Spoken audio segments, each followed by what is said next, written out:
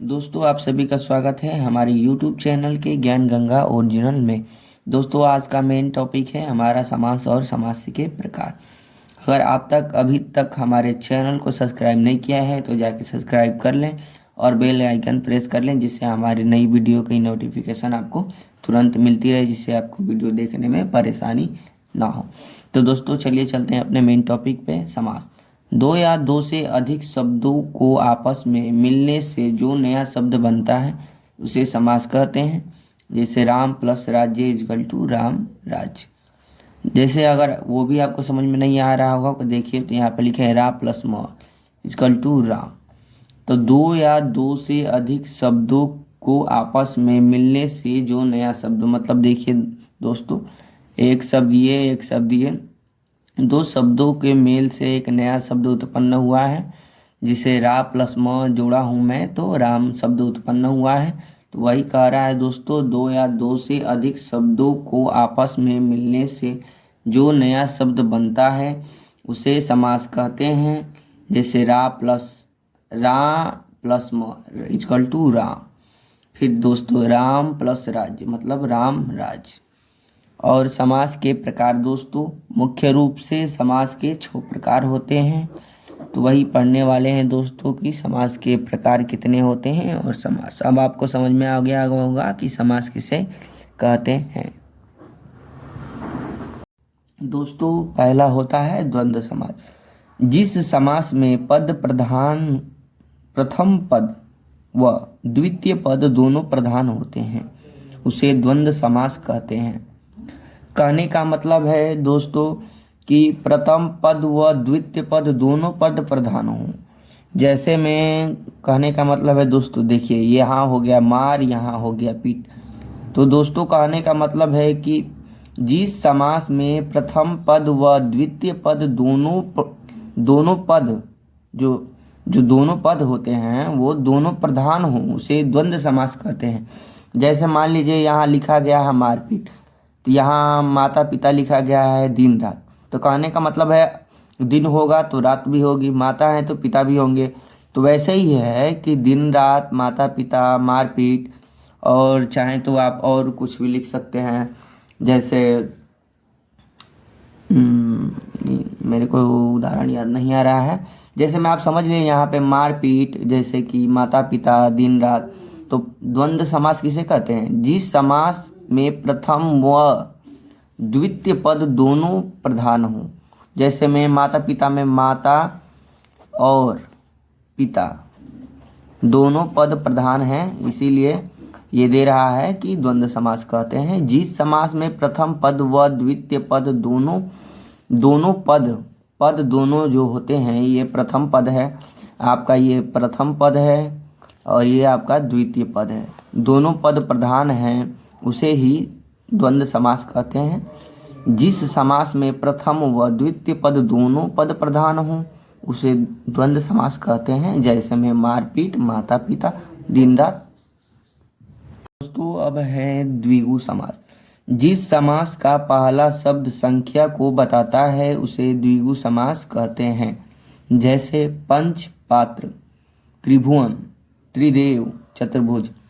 कहने का मतलब है दोस्तों द्विगु समास। आगे पहले द्विगु समास के बारे में देखते हैं दोस्तों। जिस समास का पहला शब्द, कहने का मतलब है जिस समास का पहला शब्द। जैसे मान लीजिए दोस्तों कि यहाँ पे मैं लिख देता हूँ, कुछ भी लिख देता हूँ, जैसे मैं मोहन लिख देता हूँ, चलिए मोहन, ठीक। तो इसका पहला शब्द है, ये जो पहला शब्द ये संख्या को प्रदर्शित नहीं करता है, तो ये द्विगु समास में नहीं होगा, समझ जाइए दोस्तों। तो जिस समास का पहला शब्द, जैसे में यहाँ देखिए पंची, पंच यानी आपका हो जाएगा 5। 5 पात्र, पंच पत्र मतलब होगा 5 पात्र।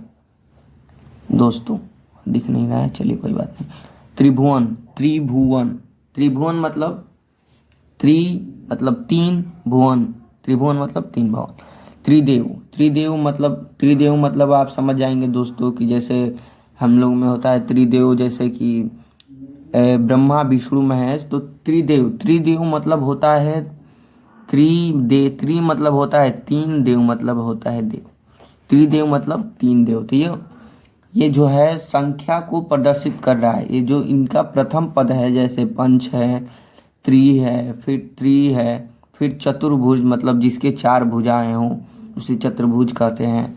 तो वैसे ही जैसे कि जिस समास का पहला शब्द संख्या को बताता है, देखिए दोस्तों इसमें पहला शब्द जो है पंच पात्र मतलब पंच जो है वो किसी संख्या को प्रदर्शित कर रहा है। त्रिभुवन, त्रिभुवन में त्रि जो है वो किसी संख्या को प्रदर्शित कर रहा है। त्रिदेव में त्रि है जो किसी संख्या को प्रदर्शित कर रहा है।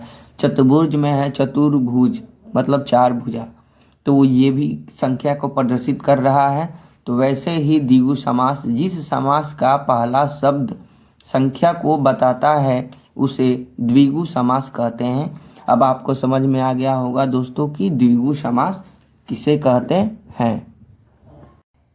दोस्तों कर्मधारय समास, अब मेन टॉपिक है आपका कर्मधारय समास। जिस समास में एक पद विशेषण होता है तथा दूसरा पद विशेष्य होता है उसे कर्मधारय समास कहते हैं। जैसे में दोस्तों देखिए कर्मधारय समास, जिस समास में एक पद विशेषण, प्रथम कहने का मतलब है कि दोनों पदों में से एक पद विशेषण होगा तथा दूसरा पद विशेष्य, मतलब कहने का मतलब है प्रथम पद जो है वो विशेषण तथा दूसरा पद होगा जो विशेष्य होगा, उसे कर्मधारय समास कहते हैं। जैसे महादेव, महादेव का अर्थ होगा दोस्तों महान देव, देवों के देव महादेव। जैसे आपने सुना होगा महात्मा गांधी, महाधन आत्मा, महाधन आत्मा को मिलाएंगे तभी ना महात्मा होगा। जैसे आम वृक्ष, आम का वृक्ष। तो आप अब समझ गए होंगे दोस्तों कि कर्मधारय समास किसे कहते हैं। जिस समास में एक पद विशेषण होता है तथा दूसरा पद विशेष्य हो उसे कर्मधारय समास कहते हैं। प्रथम पद आपका विशेषण होना चाहिए तथा द्वितीय पद विशेष्य होना चाहिए, उसे ही कर्मधारय समास कहते हैं। दोस्तों अब टॉपिक है बहुव्रीहि समास। जिस समास का कोई भी पद प्रधान ना हो बल्कि अलग से शब्द आकर प्रधान बनता है उसे बहुव्रीहि समास कहते हैं। कहने का मतलब होता है दोस्तों कि जिस समास का कोई भी पद प्रधान ना हो, मतलब प्रथम और द्वितीय पद दोनों प्रधान ना हो बल्कि अलग से शब्द आकर प्रधान बनता है।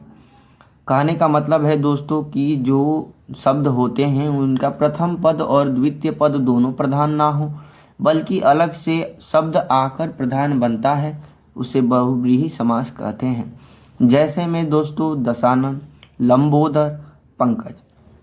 तो आपको यही याद रखना है बहुव्रीहि समास में कि जिस समास का कोई भी पद प्रधान ना हो बल्कि अलग से शब्द आकर प्रधान बनता है उसे बहुव्रीहि समास कहते हैं। जैसे दशानन, लंबोदर, पंकज आदि। अगर आपको और डिफिनीशन पता है मतलब इसका एग्जाम्पल तो आप और लिख सकते हैं, इसमें कोई त्रुटि नहीं होगी, आपको अपना पूरा अंक मिल जाएंगे।